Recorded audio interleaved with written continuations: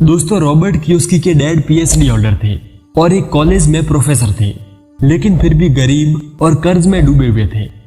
एक दिन Robert Kiyosaki ने अपने फादर से पूछा कि हमें स्कूल में पैसे के बारे में क्यों नहीं सिखाया जाता। उनके पुअर डैड ने कहा, क्योंकि गवर्नमेंट हमें स्कूल्स में फाइनेंस को पढ़ाने के लिए अलाउ नहीं करती। गवर्नमेंट ही सिलेबस डिसाइड करती है कि क्या स्कूल कॉलेजेस में पढ़ाया जाएगा और क्या नहीं। उनको ये बात काफी अजीब लगी। उन्होंने डैड से पूछा कि क्या हम स्कूल इसलिए नहीं जाते कि जिससे हमें पैसे कैसे कमाने हैं उसके बारे में पता चले। डैड ने कहा, बिल्कुल नहीं, आपका मकसद होता है बस एक जॉब हासिल करना। उन्होंने कहा कि जॉब करके भी तो हम पैसे ही कमाते हैं ना। डैड बोले, नहीं, आपको बस जॉब के लिए ही ट्रेन किया जाता है और डायरेक्टली प्रमोशन आपके हाथ में नहीं होता। तब रॉबर्ट ने कहा कि जब फाइनल गोल पैसा ही है तो क्यों ना हम डायरेक्ट मनी के बारे में ही सीखें। हम जॉब वाले पार्ट को स्किप भी कर सकते हैं। उनके पुअर डैड ने कहा कि यदि उसे पैसे के बारे में ही सीखना है तो उसे अपने दोस्त के फादर यानी अपने रिच डैड के पास जाना होगा। वो एक एंटरप्रेन्योर है और उन्हें पैसों के बारे में पूरी समझ है। लेकिन तेरा पुअर डैड एक गवर्नमेंट एम्प्लॉय है और उसे फाइनेंशियल नॉलेज की कोई जरूरत नहीं पड़ती, क्योंकि मंथ एंड पर सैलरी उसके अकाउंट में अपने आप आ जाती है। इसके बाद रॉबर्ट अपने रिच डैड के पास गए, जो कि बहुत कम पढ़े लिखे थे, लेकिन फिर भी वो एक मल्टी मिलीनियर थे। दोस्तों, रिच डैड ने रॉबर्ट को पैसे के बारे में सिखाना तो स्टार्ट कर दिया, पर यहाँ पर एक कंडीशन थी कि वो रॉबर्ट को काम के बदले पैसे नहीं देंगे।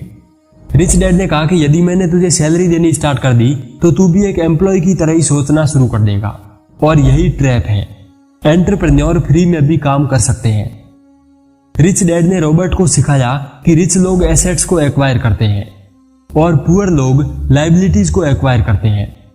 फाइनेंशियल स्ट्रगल का प्राइमरी कारण बिल्कुल सिंपल सा है, और वो ये है कि मैक्सिमम लोगों को एसेट्स और लाइबिलिटी के बारे में डिफरेंस ही नहीं पता होता। एक लाइबिलिटी वो चीज होती है जो आपकी जेब से पैसा निकालती है। जैसे कि आपने एक गाड़ी खरीद ली तो उस गाड़ी की ईएमआई, उस पे पेट्रोल का खर्चा और उसके बाद भी उस पे जो भी खर्चा होगा वो सब आपकी जेब से पैसा निकाल कर ही ले जाएगा। और दूसरा, एक एसेट वो चीज होती है जो आपकी जेब में पैसा डालती है। जैसे आपने एक रियल एस्टेट प्रॉपर्टी खरीद ली तो वक्त के साथ उस प्रॉपर्टी की कीमत बढ़ती जाएगी, या आपने किसी ग्रोइंग कंपनी के स्टॉक्स परचेज कर लिए तो जैसे जैसे वो कंपनी ग्रो करेगी उसी रेट से आपकी वेल्थ भी ग्रो होगी। दोस्तों, रॉबर्ट के पुअर डैड की सैलरी तो काफी अच्छी थी, लेकिन उनका पैसा लाइबिलिटीज को परचेज करने में जा रहा था, जिससे उनकी पूरी लाइफ क्रेडिट कार्ड लोन्स और ईएमआई भरने में ही जा रही थी। ये इसलिए हुआ क्योंकि उनकी इनकम और एक्सपेंसेस बराबर थे, लेकिन उनके पास एसेट्स कम और लाइबिलिटीज ज्यादा थी। On the other hand, rich dad की लाइफ इन्वेस्टिंग के लिए और लाइबिलिटीज को मिनिमाइज करने के लिए डेडिकेटेड थी। उनकी इनकम उनके एक्सपेंसेस से बहुत अधिक थी, क्योंकि उनके एसेट्स उनकी लाइबिलिटीज से ज्यादा थे, जो उनके लिए कांस्टेंट पैसिव इनकम जनरेट करते रहते थे, और उनसे जनरेट हुई इनकम को वो और एसेट्स खरीदने में री इन्वेस्ट कर देते थे। बस यही प्राइमरी रीजन है कि क्यों अमीर लोग और अमीर होते जाते हैं। दोस्तों, आप देख सकते हैं कि दोनों डैड्स हार्ड वर्क तो करते थे, लेकिन उन दोनों की डायरेक्शन अलग अलग थी। उनका एटीट्यूड बिल्कुल अलग था। पुअर डैड कहते थे कि मेहनत से स्टडी करो जिससे तुम्हें एक अच्छी कंपनी में जॉब मिल सके। वहीं रिच डैड मानते थे कि स्टडी हार्ड जिससे तुम एक अच्छी कंपनी के मालिक बन सको। पुअर डैड के अनुसार वो रिच नहीं थे क्योंकि उनके बच्चों का खर्चा था, और रिच डैड के अनुसार उन्हें और रिच बनने पर फोकस करना चाहिए क्योंकि उनके अब बच्चे भी थे। एक ने कहा कि पैसों के मामले में बिल्कुल रिस्क नहीं लेने का, तो दूसरे ने कहा कि कैलकुलेटेड रिस्क लेना जरूरी है और उसे मैनेज करना भी।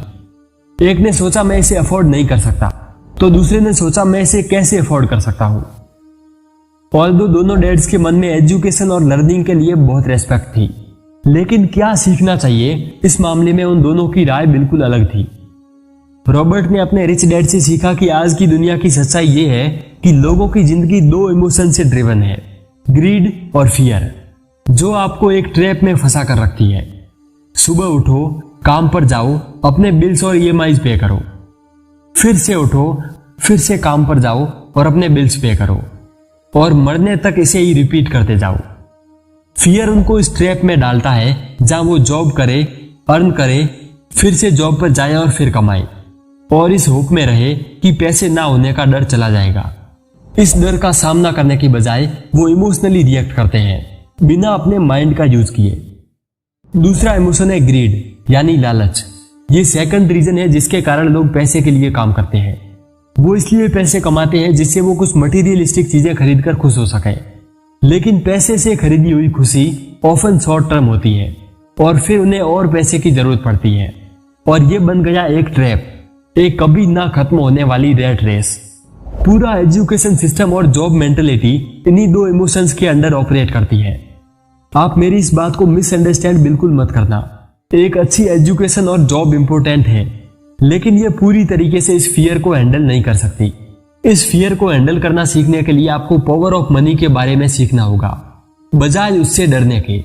अनफॉर्चुनेटली ज्यादातर स्कूल्स में यह नहीं सिखाया जाता और यदि आप इसे नहीं सीखोगे तो आप पैसों के एक स्लेव बनकर रह जाओगे।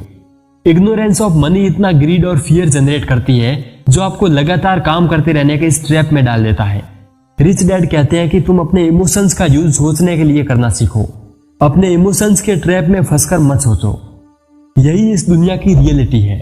ज्यादातर लोगों के लिए उनका प्रोफेशन ही उनकी एकमात्र इनकम है, लेकिन रिच लोगों के लिए उनके एसेट्स उनकी इनकम है।